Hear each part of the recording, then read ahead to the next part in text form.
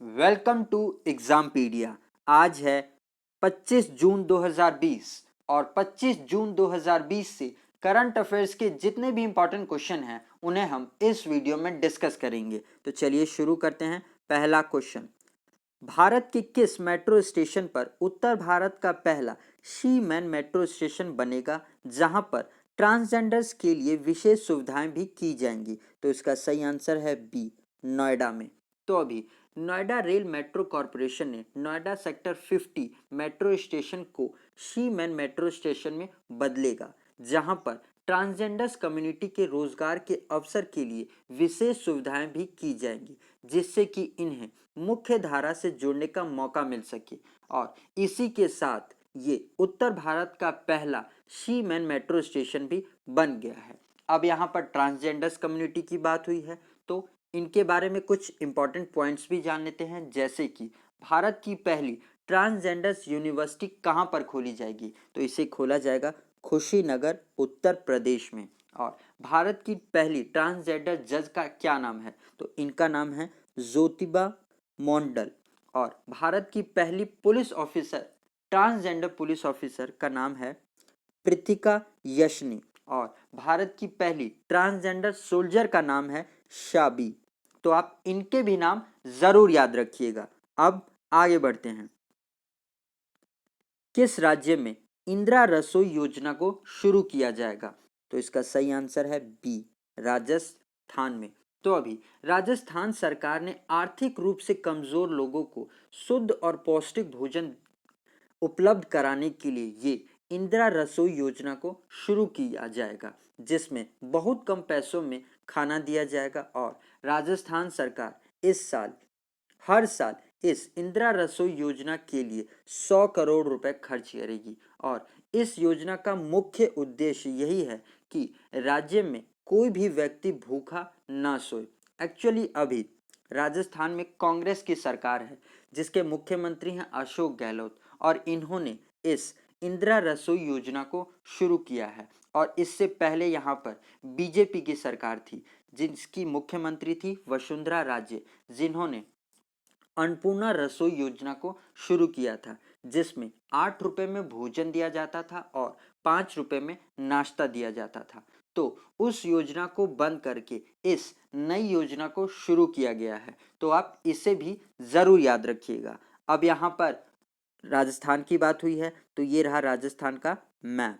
इसकी कैपिटल है जयपुर, जिसको हम पिंक सिटी भी कहते हैं। और अभी जयपुर के परकोटे को ही वर्ल्ड हेरिटेज साइट में शामिल किया गया है। मुख्यमंत्री हैं अशोक गहलोत, गवर्नर है कलराज मिश्रा, और जयपुर हाईकोर्ट के चीफ जस्टिस है इंद्रजीत मोहंती।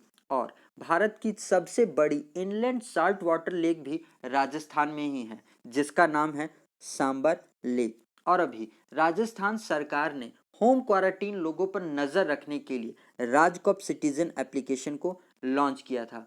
और बच्चों को घर पे पढ़ाने के लिए स्माइली लर्निंग एप्लीकेशन को भी लॉन्च किया गया है। इसके अलावा अभी राजस्थान सरकार ने स्वास्थ्य मित्र भी नियुक्त किए हैं। और आयु एवं साथी एप्लीकेशन को भी लॉन्च किया था। और श्रमिकों को आसानी से रोजगार मिल सके, इसके लिए राज कौशल पोर्टल को भी लॉन्च किया गया है। और अभी राजस्थान में ही ऑपरेशन डेजर्ट केयर ऑपरेशन भी चलाया जा रहा है। तो आप इसे भी ज़रूर याद रखिएगा। और गाइस, अगर ये वीडियो आपको अच्छा लग रहा है और आपके आने वाले एग्ज़ाम के लिए हेल्पफुल है तो इसे आप लाइक और शेयर ज़रूर करिएगा अपने फ्रेंड्स के साथ में। और अगर आपका कोई व्हाट्सएप ग्रुप है तो उसमें भी ज़रूर शेयर करिएगा। और अगर आप इस वीडियो को पहली बार देख रहे हैं तो आने वाले वीडियोस के नोटिफिकेशन के लिए आप इस चैनल को ज़रूर सब्सक्राइब कर ले और पास में आए हुए आइकन को ज़रूर प्रेस करिएगा, तभी आपको आने वाले वीडियोस के नोटिफिकेशंस मिला करेंगे। अब आगे बढ़ते हैं। किस आईआईटी ने एक धूर नाम से चिप विकसित किया है, जिससे देश के स्थानों और मार्गों को खोजने के लिए स्मार्टफोन और नेविगेशन उपकरणों पे लगाया जा सकता है? तो इसका सही आंसर है ए, आईआईटी बॉम्बे ने। तो अभी आईआईटी बॉम्बे के रिसर्चर्स ने एक धूर नामक चिप को विकसित किया है, जिससे देश के स्थानों और मार्गों को खोजने के लिए स्मार्टफोन और नेविगेशन डिवाइसेस पर लगाया जा सकता है। इस चिप को आईआईटी बॉम्बे के रिसर्चर्स ने 18 महीने में बनाया है। इस धूर प्रोजेक्ट को आईआईटी बॉम्बे ने ministry of electronics and information technology और इसरो के Sameer society for applied microwave electronics engineering and research ने मिलकर बनाया है। अब यहाँ पर आईआईटी की बात हुई है तो कुछ जान लेते हैं इनके बारे में। जैसे कि आईआईटी बॉम्बे ने ही कोविड-19 के लिए क्रोनोटिन ऐप और डिजिटल स्टेटोस्कोप भी बनाया था आयुष सिंह नाम से। ऑप्शन बी है आईआईटी कानपुर ने अभी कोविड-19 महामारी से लड़ने में देश के सामूहिक प्रयास में मदद के लिए प्रतिदिन 25,000 N95 और N99 मास्क का उत्पादन करेगा। सी आईआईटी रुड़की के प्रोफेसर्स ने एक सॉफ्टवेयर विकसित किया है जिससे कि एक्सरे के इस्तेमाल से 5 सेकंड में कोविड-19 मरीजों का पता लगाया जा सकता है।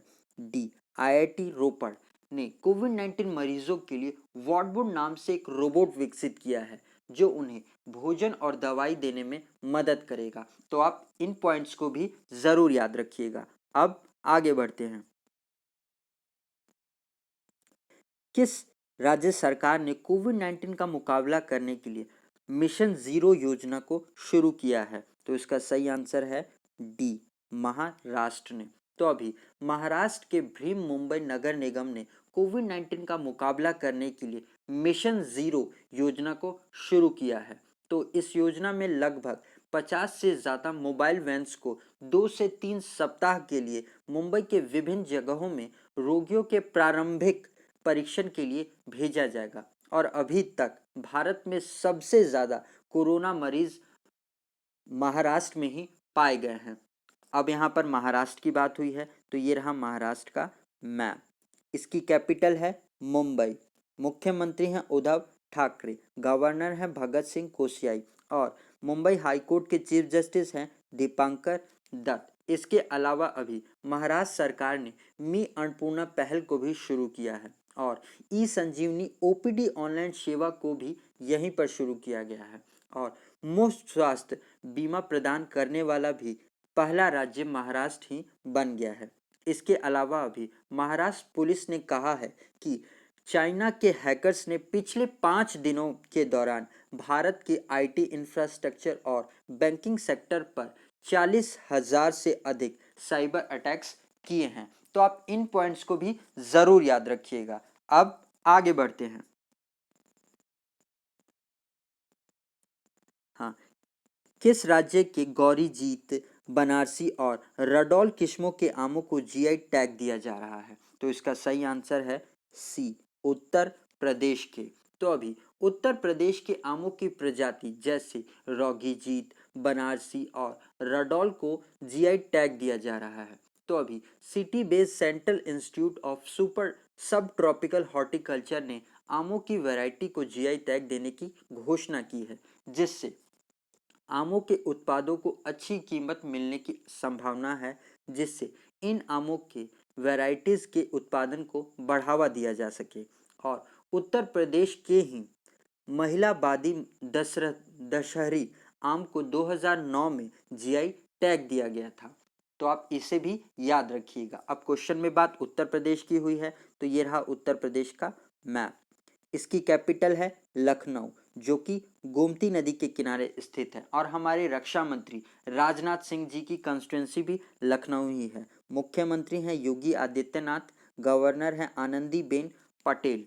इसके अलावा अभी उत्तर प्रदेश का king George medical university Bharat का पहला सरकारी अस्पताल बन गया है प्लाज्मा थेरेपी का इस्तेमाल करने वाला। और कोविड-19 मरीजों के लिए वेंटिलेटर वाले बेड की सुविधा देने वाला भी पहला राज्य उत्तर प्रदेश ही है। और जियो टैग किचन की शुरुआत भी उत्तर प्रदेश से ही की गई है। और अभी राज्य के युवाओं को प्रोत्साहित करने के लिए स्टार्टअप फंड की शुरुआत भी उत्तर प्रदेश से ही की गई है। तो आप इन पॉइंट्स को भी ज़रूर याद रखिएगा। अब आगे बढ़ते हैं। स्वास्थ्य कार्ड को लॉन्च करने के लिए किस बैंक ने अफोर्ड प्लान के साथ भागीदारी की है? तो इसका सही आंसर है सी यस बैंक ने। तो अभी यस बैंक ने अफोर्ड प्लान के साथ साझेदारी में स्वास्थ्य कार्यक्रम के तहत एक सह ब्रांडेड हेल्थ केयर कार्ड स्वच्छ कार्ड को लॉन्च करने की घोषणा की है। इस स्वच्छ कार्ड से हेल्थ केयर सर्विस और मेडिकल ट्रीटमेंट की कई सेवा कॉन्टैक्टलेस तरीके से प्रदान की जाएगी। अब क्वेश्चन में बात यस बैंक की हुई है तो इसके बारे में जान लेते हैं। तो इसकी स्थापना 2004 में हुई है। इसका हेडक्वार्टर मुंबई महाराष्ट्र में है। इसके एमडी सीईओ हैं प्रशांत कुमार और इस बैंक की टैगलाइन है एक्सपीरियंस आवर एक्सपर्टीज। तो आप इसे भी जरूर याद रखिएगा। अब आगे बढ़ते हैं। हाल ही में आईएमएफ ने वित्त वर्ष 2020 में भारत की जीडीपी ग्रोथ रेट को कितना रहने का अनुमान लगाया है। तो इसका सही आंसर है ए 4.5%। तो अभी इंटरनेशनल मॉनेटरी फंड ने वित्त वर्ष 2020 में के लिए भारत की जीडीपी ग्रोथ रेट को 4.5% रहने का अनुमान लगाया है, जबकि मूडीज रेटिंग एजेंसी ने भारत की जीडीपी ग्रोथ रेट को 3.1% रहने का अनुमान लगाया है और एशियन डेवलपमेंट बैंक ने भारत की जीडीपी ग्रोथ रेट को -4% रहने का अनुमान लगाया है। और अभी एडीपी ने ही भारत की जीडीपी ग्रोथ रेट 2021 के लिए 5% रहने का अनुमान अभी ही लगाया है। तो आप इसे भी जरूर याद रखिएगा। अब आगे बढ़ते हैं। हाल ही में उत्तराखंड क्रिकेट टीम के मुख्य कोच के रूप में किसे नियुक्त किया गया है। तो इनका नाम है ए वसीम जाफर को। तो अभी भारत के पूर्व सलामी बल्लेबाज और घरेलू दिग्गज वसीम जाफर को आने वाले डोमेस्टिक टूर्नामेंट्स के लिए उत्तराखंड क्रिकेट टीम का हेड कोच नियुक्त किया गया है। वसीम जाफर ये रणजी ट्रॉफी में सबसे ज़्यादा रन बनाने वाले और 2 दशक तक खेलने वाले खिलाड़ी हैं और अभी इन्हीं को उत्तराखंड क्रिकेट टीम का हेड कोच नियुक्त किया गया है। तो आप इनका भी नाम ज़रूर याद रखिएगा। अब आगे बढ़ते हैं। किस देश ने अपने बीडू नेविगेशन उपग्रह प्रणाली का अंतिम उपग्रह लॉन्च किया है। तो इसका सही आंसर है बी चाइना ने। तो अभी चाइना ने 23 जून को अपने बीयू नेविगेशन सैटेलाइट सिस्टम के अंतरिक्ष सैटेलाइट को सक्सेसफुली लॉन्च कर दिया है और इस सैटेलाइट के लॉन्च के बाद चाइना अमेरिका के ग्लोबल पोजिशनिंग सिस्टम का एक उपयोगी बन गया है और इस सैटेलाइट को चाइना ने दक्षिण पश्चिमी चीन के सियाचिन प्रांत से लॉन्च किया है। अब यहाँ पर चाइना की बात हुई है तो इसकी कैपिटल है बीजिंग, करेंसी है चाइनीज युआन और प्रेसिडेंट है जी जिनपिंग। तो इनका भी नाम आप जरूर याद रखिएगा। अब आगे बढ़ते हैं।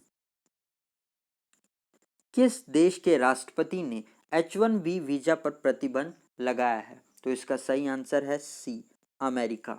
तो अभी अमेरिका के राष्ट्रपति डोनाल्ड ट्रंप ने दिसंबर 2020 तक H1B वीजा पर बैन लगा दिया है। H1B वीजा एक तरीके का टेक्निकल वर्किंग वीजा है जो अमेरिका के अंदर काम करने के लिए काम आता है और अमेरिका ने इसे करने का कारण ये बताया है कि भारत में कोरोना के मरीज बढ़ने की संख्या बढ़ती जा रही है, इसीलिए ये रोक लगाई गई है और इसी के साथ कई अलग वीज़ा पे भी रोक लगाया है, जैसे कि H4, L1, H2B, J1 visa पर रोक लगा दिया गया है दिसंबर 2020 के लिए। तो आप इसे भी ज़रूर याद रखिएगा। अब आगे बढ़ते हैं। तो गाइज, अगर अभी तक आप इस चैनल को सब्सक्राइब करना भूल गए हैं तो आने वाले वीडियोस के नोटिफिकेशन के लिए आप इसे ज़रूर सब्सक्राइब करिए और अगर आप इस वीडियो का PDF लेना चाहते हैं तो आप हमारे टेलीग्राम चैनल से जुड़कर ले सकते हैं। आज के लिए इतना ही। Thanks for listening.